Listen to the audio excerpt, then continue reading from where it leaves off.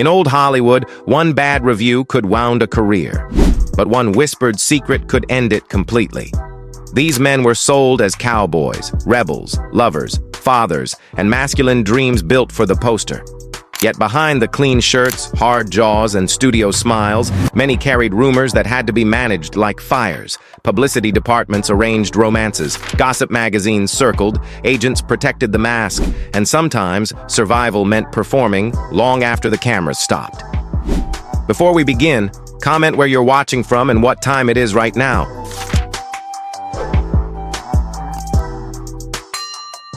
Rock Hudson. He looked like the kind of man Hollywood could build a whole fantasy around. Tall, handsome, calm under pressure. In westerns like The Lawless Breed and Gun Fury, he could wear a gun belt and still look like the safest romantic bet in America.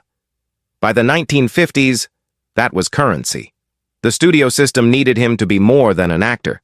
It needed him to be proof that masculinity could be polished, charming, and completely unquestioned. But Hudson's image required protection. Off-camera, rumors about his private life moved through Hollywood long before the public understood them. The danger was not simply that people might talk. The danger was that one wrong headline could damage the entire product. So the machine did what it always did. It shaped dates. It guarded interviews. It sold romance as evidence. For years, the fantasy held. Then came the public shock of his illness. Hudson became one of the first major Hollywood celebrities whose AIDS diagnosis and death forced America to look directly at a disease it had tried to push into shadows. Suddenly, the old matinee idol image meant something different. The cowboy confidence was still there on screen, but now viewers could see the fear behind it. His legacy became bigger than stardom. It became a warning about what secrecy can cost when an industry turns a human being into a lie that must never crack.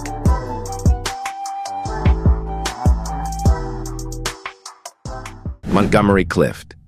He did not play toughness like everyone else. He made it nervous, tender, almost dangerous, because it felt so real.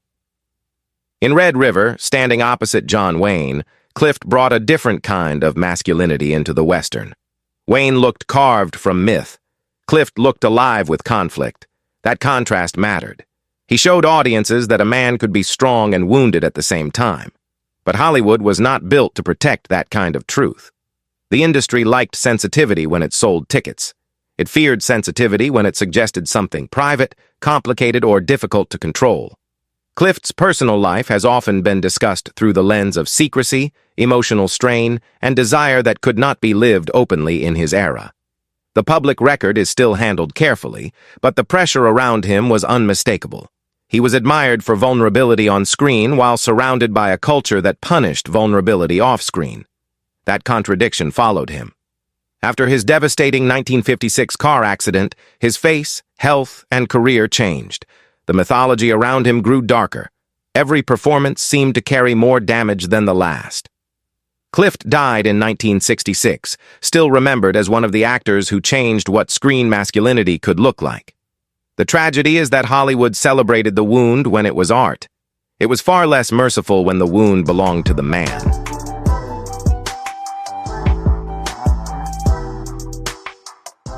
Tab Hunter. He was sold as the golden boy next door. Blonde, clean, cheerful, safe. Warner Brothers understood exactly what it had. Hunter could look wholesome in a publicity photo, romantic in a fan magazine, and rugged enough in films like Gunman's Walk to fit the masculine adventure mold. He was not marketed as mysterious. He was marketed as uncomplicated. That was the point. Behind the smile, the image was being managed with extreme care. Dates with actresses helped protect the fantasy. Interviews stayed clean. Public appearances kept the dream intact. In the 1950s, a young male star could not simply say who he loved and expect the studio to keep investing in him.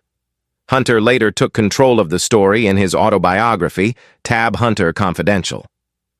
That changed the meaning of the old photographs.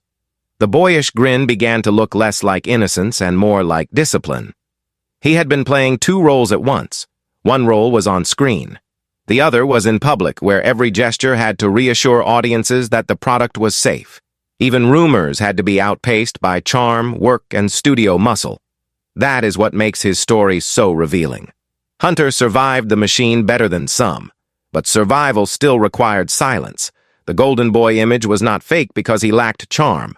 It was fake because it allowed no room for the whole man.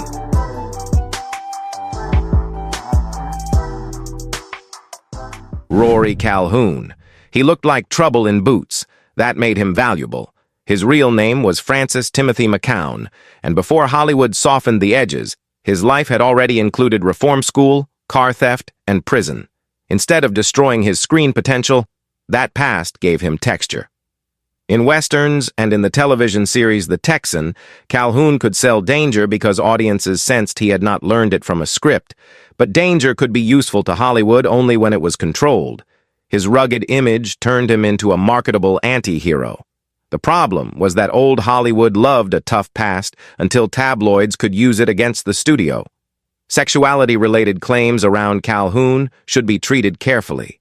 The public record is not clear enough to turn rumor into fact. Some accounts frame gossip as possible leverage, not confirmed truth. And that distinction matters. What is certain is that Calhoun lived inside a system where scandal could be traded, buried, or weaponized.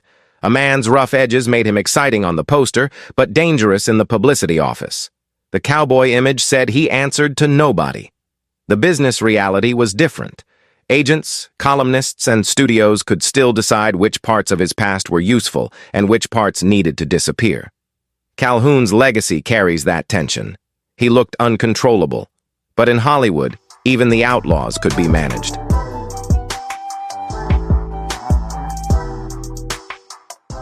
Michael Landon. He became one of television's safest faces. That is easy to forget when you first meet him as Little Joe Cartwright on Bonanza. He was young, handsome, emotional, and unmistakably Western. Later, on Little House on the Prairie and Highway to Heaven, the image softened into something even more powerful. Landon became a father figure, a moral guide, a man audiences invited into their homes.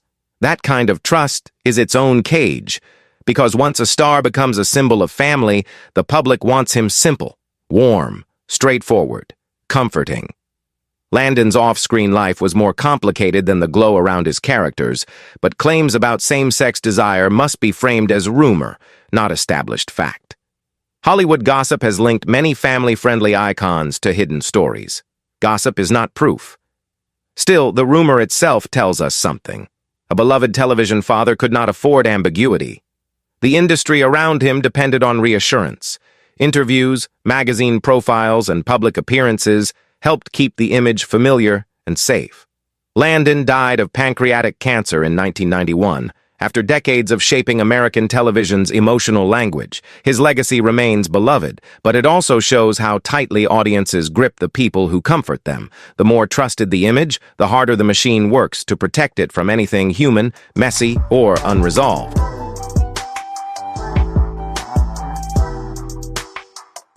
George Maharis. He had the face of a restless decade.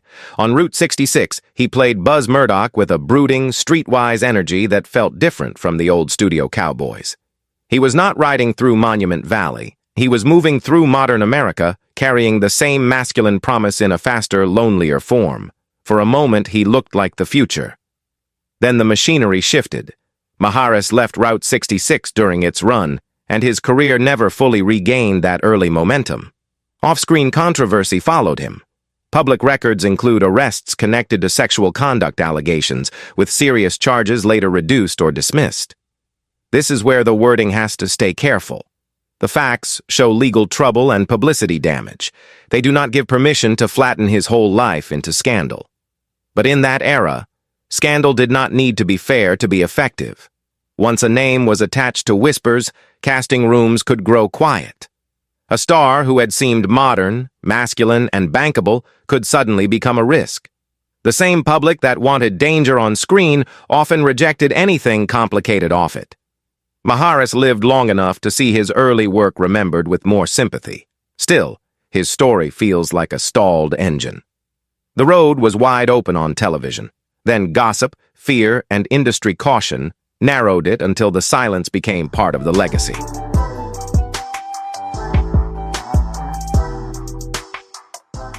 Tyrone Power. He looked born for the close-up. At 20th Century Fox, he became a romantic idol with adventure built into his face. He could swashbuckle, charm, suffer, and still seem untouched. In Jesse James, he stepped directly into American outlaw mythology, giving the studio a handsome hero wrapped in danger. But Power was also a product of one of Hollywood's most powerful image factories. Fox did not simply cast him, it packaged him. The studio sold glamour, masculinity, and romance with ruthless consistency. His marriages helped support the public image, while rumors about relationships with men have circulated for decades. Those claims should be handled as reported accounts and Hollywood lore, not as courtroom certainty. That uncertainty is part of the story. The studio era often left only fragments behind. A photograph here, a diary claim there, a friend's memory, a denied rumor. Around stars like Power, the machinery was designed to preserve the fantasy, not the full record. Then came the sudden ending.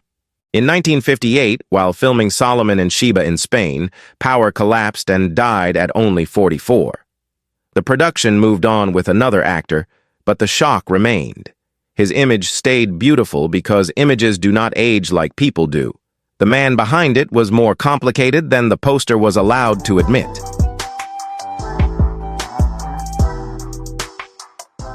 Ramon Novarro. He belonged to an earlier Hollywood dream.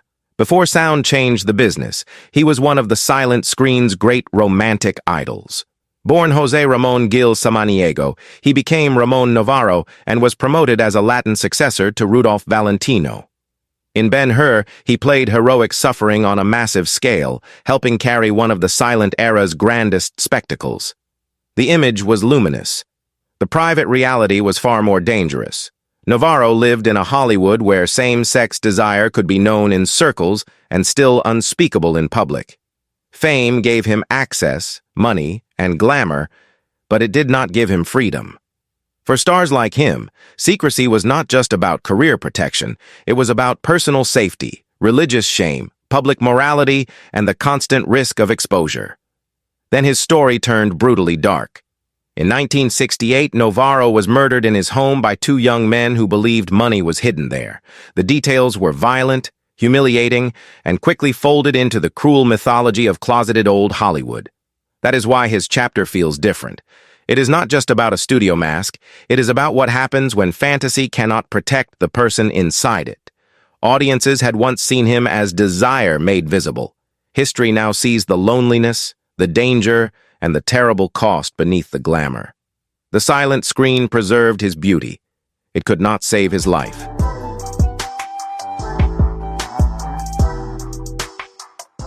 Anthony Perkins. He entered movie history through a shadow. Most people remember him as Norman Bates in Psycho, the nervous young man whose softness became terrifying. But before that role trapped him in cultural memory, Perkins had already shown a gentler, more open kind of screen presence. In Friendly Persuasion and The Tin Star, he could seem thoughtful, hesitant, almost too sensitive for the masculine world around him. That sensitivity was his gift. It was also the thing Hollywood did not know how to handle. Perkins' private life has been widely discussed through reported relationships with men, including Tab Hunter, before his later marriage to photographer Barry Berenson. He had children, he worked, he kept moving. But the public image around him became increasingly narrow after Psycho, as if one performance had swallowed the rest of the man. There was another pressure, too. A closeted actor in mid-century Hollywood had to measure every friendship, every date, every rumor. The fear was not abstract. Exposure could change casting, publicity, and the way audiences read a face. Perkins died in 1992 from AIDS-related pneumonia after keeping his diagnosis private for a time. That ending deepened the sadness around his story. He had played fear so well that audiences thought they understood him. But the real fear was quieter. It was the fear of being seen fully and then punished for it. These men were not just hiding secrets. They were surviving an industry that sold fantasy, then punished truth.